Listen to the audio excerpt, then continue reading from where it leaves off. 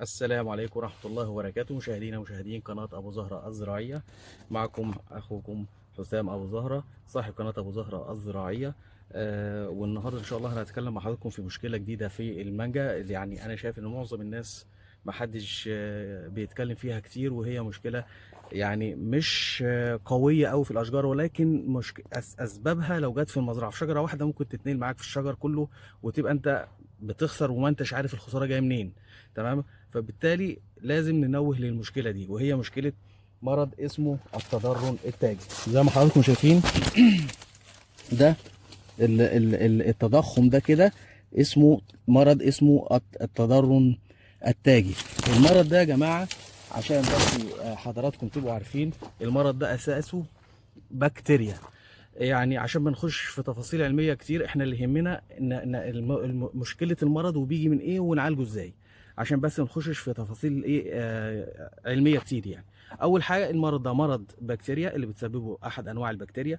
البكتيريا دي ممكن انها بتعيش في الارض من سنه لعده سنوات، ولكن هي بتبقى في ليها بيئات معينه انها بتصلح فيها، عايزه بي اتش معين، عايزه وبي اتش غالبا بيبقى مرتفع، وده طبيعه التراب عندنا في مصر. يعني دي طبيعه الارض عندنا في مصر، ان دايما البي اتش بتاعتنا بتبقى من بعد 7.5.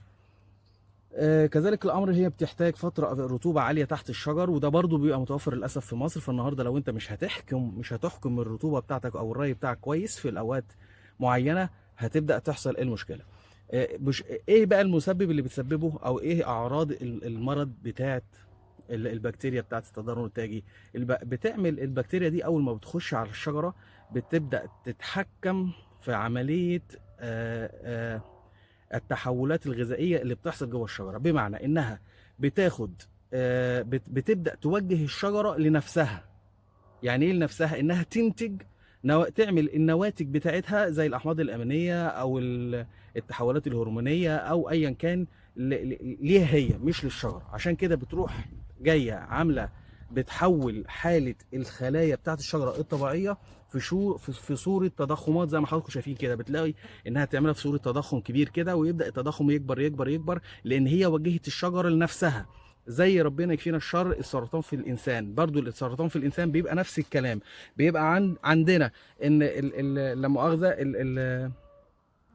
لما بيبقى عندنا احد الاشخاص مصابين بالسرطان، بيبدا المرض يتحكم في الجسم بتاع الانسان نفسه. كذلك الامر في المرض ده، البكتيريا بتتحكم في الشجره، بتخلي الشجره بدل ما تنتج احماض امينيه مثلا يعني خاصه بالشجره، لا بتخليها توجه الاحماض الامينيه لنفسها، بحيث تكبر التضخم بتاعها ويبدا يزيد، وتبدا هي الملكه اللي معايشه او متعايشه في قلب الشجره. لذلك بنجد التضخمات دي بتزيد سنه ورا سنه، وهوري حضراتكم في بعض الاشجار هنا برضو. فاحنا عندنا هنا هي الاصابه للاسف ما بتبقاش يعني من حسن من بركه ربنا ان الاصابه ما بتبقاش منتشره قوي، ولكن خطورتها عاليه. الحاجه الثانيه اللي انا عايز اوصلها، ان البكتيريا بتاعه التضرر التاجي سهل جدا انها تنتقل من شجره لشجره، وممكن تنتقل من التربه نفسها للنبات اللي هنزرع لو هي موجوده ومتعايشه في التربه.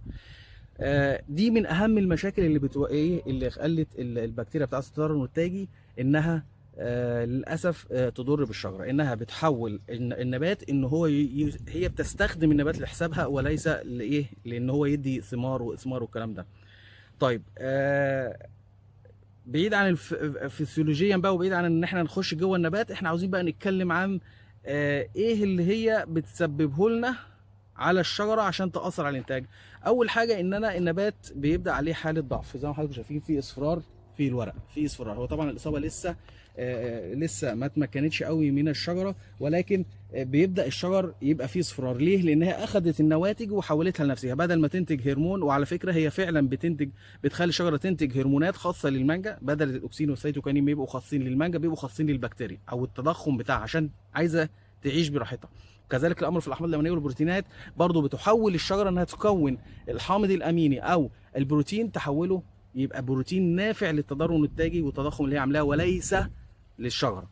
تمام. دي من اهم مشاكلها. طب علاجها، العلاج الوحيد اللي هو موجود في مصر، لان هي ملهاش علاج غير العلاج ده، وهو ان انا اقشط بشكل قاطع، ان انا اقشط التضخم ده، احاول ازيله بآلة حادة وبعد ما ازيله اقوم بعمليه الدهان مباشره. لازم ادهن مكان المكان القطع ده، ادهنه بعجينه بوردو، ويكون عجينه بوردو هنا المبيدات الموجوده فيها تكون مبيدات قويه وليست الاكسكلور نحاس. بقى ممكن نحط هيدروكسيد نحاس عشان يكون اصابته، لان احنا عايزين حاجه تاثر على البكتيريا وليس فطر. دي اهم المشاكل.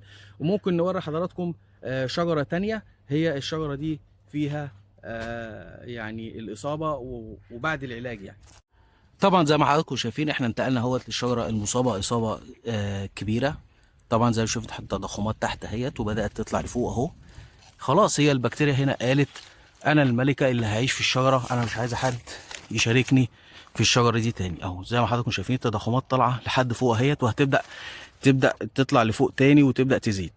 ليه؟ لان هنا البكتيريا استخدمت الشجره لنفسها لحسابها، انها تخلي الشجره تنتج نواتج خاصه بالتضخم اللي هي بتعمله عشان تكبره ويخليه يزيد على الشجره. دي كانت اهم المشاكل اللي هتواجهنا في عمليه البكتيريا بتاع الخاصه بتضخمات التضرن التاجي. ده الطريقه بعد العلاج طبعا. بس احنا هنا الجماعه خافوا يقشطوا اكتر من اللازم. المفروض ده كله بيتشال، المفروض كل الاورام دي كده بتتشال، بيتم ليها ازاله بطريقه معينه بآلة حاده يعني، وتدهن دهان احسن من كده. تمام، على اساس ان انا ما اديش ليها فرصه انها تيجي. الاهم حاجه ان انا اعالج الشجره دي. عشان اعالج صح، اعالج الشجره من تحت في التربه نفسها، لان البكتيريا بتعيش في التربه، بتنزل تعيش في التربه طول فتره الشتاء، وتبدا بعد كده لما يجي وقت الظروف اللي تناسبها في المعيشه تبدا تخش جوه الشجره من خلال الجذور، وتبدا تعيش في التضخمات بتاعتها وتشتغل على الشجره تاني. تمام، هي دي كل اللي احنا كنا عاوزين نتكلم فيه في التضرن التاجي.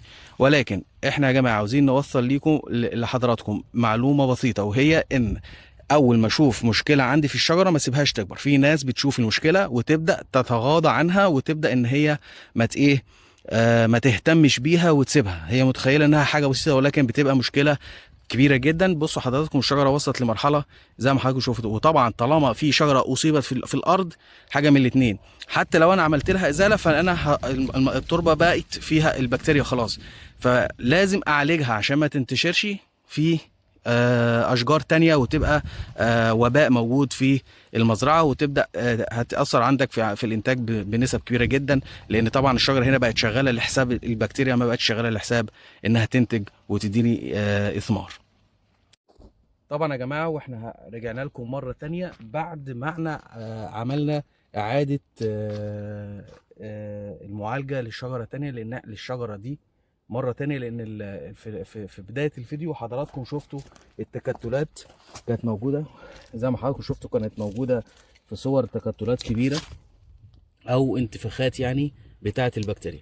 طيب ادي المشاكل اللي بتواجهنا. طبعا البكتيريا هنا عملت ماده بتبقى زي السائل بتاعها اللي هي بتفرزه، فبيبقى موجود داخل الكتله وبيبدا ينتشر على جوه الساق بتاع الشجره. فطبعا دي انا حبيت اوصل الطريقه الصحيحه لازاله التضخمات دي او الانتفاخات دي اهي. هي دي بعد ما شلنا الانتفاخات. طبعا موجود لينا انتفاخات كانت موجوده كتير في كذا منطقه في الشجره اهو.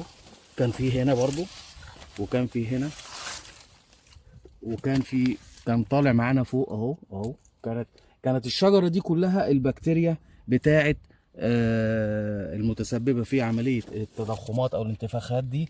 زي ما حضراتكم شايفين التضخمات والانتفاخات دي كانت البكتيريا يعني مسيطره على الشجره، مسيطره عليها تاثير كامل.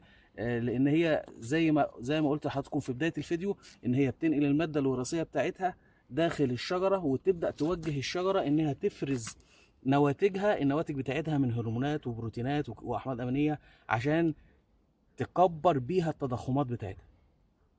في عجاله سريعه بقى عاوزين نتكلم ازاي احمي نفسي من الموضوع ده.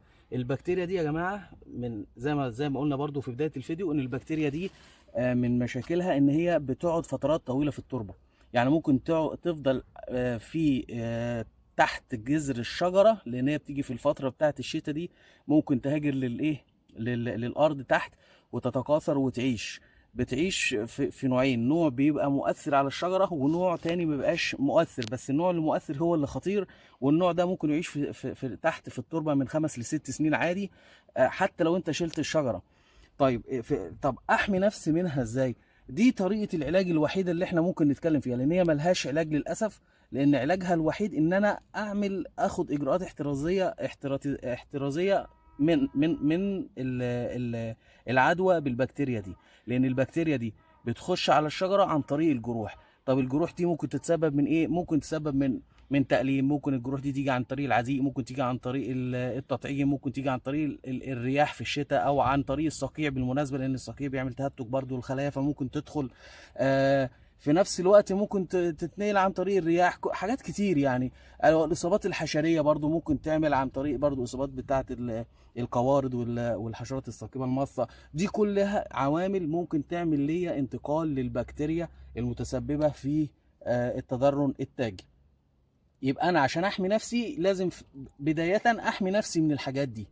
طيب حصلت عندي المشكله، يبقى ملهاش علاج غير بالشكل ده، وان انا اروح اسحب حاجات في التربه وتكون قويه في سبيل انها تقضي على البكتيريا، زي احنا قلنا قبل كده هيدروكسيد النحاس او جلوكونات نحاس او المواد الفطريه شديد الفعاليه.